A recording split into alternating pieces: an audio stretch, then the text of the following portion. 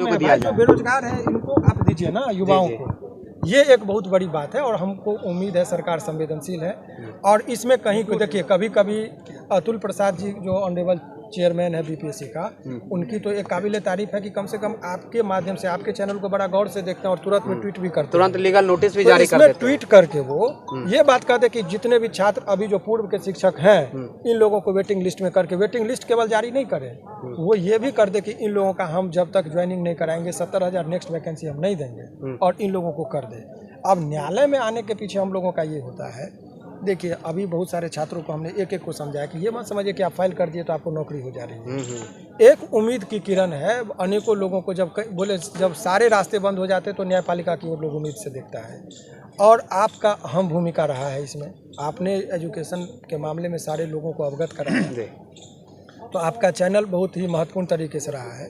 अभी जो भी चीज़ें हैं उसमें एकमात्र हम लोग का डिमांड है कि अभी कोर्ट में क्या होता है, कोर्ट में तो CWJC में जब जाता है तो कहता है जितने पेटिशनर हैं उन लोगों पर विचार किया जाए, और उसमें ये लोग अपना बीपीएससी को जवाब देना होगा। कट ऑफ पर व्यक्ति जितना हमारा होगा, एक एक व्यक्ति पर जब काउंटर आएगा, अभी कट ऑफ जारी किया गया, मैं दावे के साथ अभी 130 बच्चे ऐसे हैं महिला का शेड्यूल कास्ट में 39 आपने कहा कट ऑफ, 130 महिला का लिस्ट मेरे पास है जिसको 40, 45 और 52 नंबर तक है, उसका नहीं हुआ। जनरल का कट ऑफ आपने जारी किया 67 बताया, और उसमें जो है जब आप देखेंगे तो 72 नंबर वाले, मैं डाटा के साथ बात कर रहा हूँ, 72 नंबर वाले का नहीं हुआ। उसके पीछे कौन 23 नंबर वाले का हो गया। तो ये कट ऑफ क्या है? कट ऑफ तो वो है कि उससे न्यूनतम अंक वाले का नहीं होना चाहिए और उससे ऊपर वाले अंक का सभी का हो जाना चाहिए, यही कट ऑफ होता है। लेकिन अभी क्यों? और कट ऑफ जब कभी भी जारी की जाती है तो एग्जाम लिया, रिजल्ट दिया, साथ में कट ऑफ देता है ताकि कोई कंफ्यूजन नहीं। तो आप क्या कर रहे हैं? काउंसलिंग करा ले रहे हैं। जब बीपीएससी के सामने बच्चे जाते हैं तो लाठी डंडा मार के भगा देते हैं, और बाद में आप जब देखते हैं कि आक्रोश कम करने के लिए बिना कोई तर्क के कट ऑफ जारी कर देते हैं, और उसमें भी लिख देते हैं कि इससे भी ऊपर नीचे हो सकता है नोट्स बनाकर। क्यों? क्योंकि छात्रों का आक्रोश बीपीएससी के ऊपर।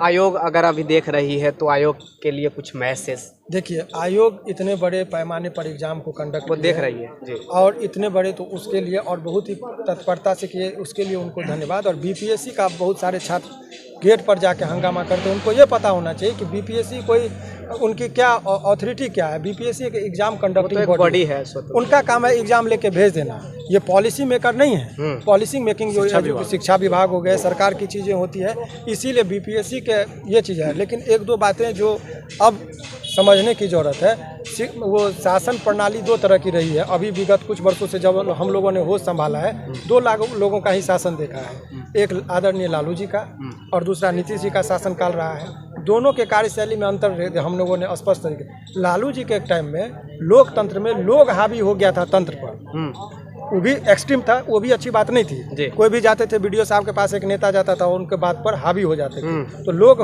हावी हो गया था तंत्र पर। नीतीश जी के राज में क्या हो रहा है? तंत्र हावी हो गया है लोग पर। अब क्या हो रहा है? हम किससे एक्सपेक्ट करेंगे बयान देने का? शिक्षा मंत्री का बयान आना चाहिए, उससे संबंधित सरकार का बयान आना चाहिए। तो यहाँ पर क्या आईएएस को कहा जाता है कि तुम ही संबोधित करो। क्यों? इसके पीछे भी कि आक्रोश जो भी है वो नेता पर नहीं चले जाए, वो कहाँ जाए? सचिव पर चले जाए। उनको वोटिंग तो मांगने का है नहीं, तो बड़े ही पॉलिसी से सारे चीज़ों को देखा जा रहा है। उसको अभी जो भी छात्र हैं, ये छात्र ही नहीं है, कहते हैं कि योग्य शिक्षक के कोख में देश की भविष्य पलती है। योग्य टीचर होंगे तभी देश का भविष्य को ये बनाएगा।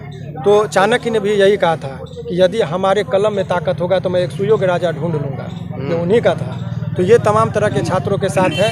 हमारी भूमिका, आपके ओपन माइक पर ये कह रहा हूँ, हमारी भूमिका यही है, हम एक वकील हैं, हमारी भूमिका है न्यायालय को सारे तथ्यों से अवगत करा देना, और न्यायालय के लिए, न्यायालय तक इन लोगों को मार्ग में न्याय पहुंचाने में हमारी जितनी मदद होगी, यही करें। हमारी भूमिका बस इतनी सी है। बहुत उम्मीद लेकर चले रहे हैं स्टूडेंट, अब इससे ज़्यादा हम चलिए पॉजिटिव उम्मीद।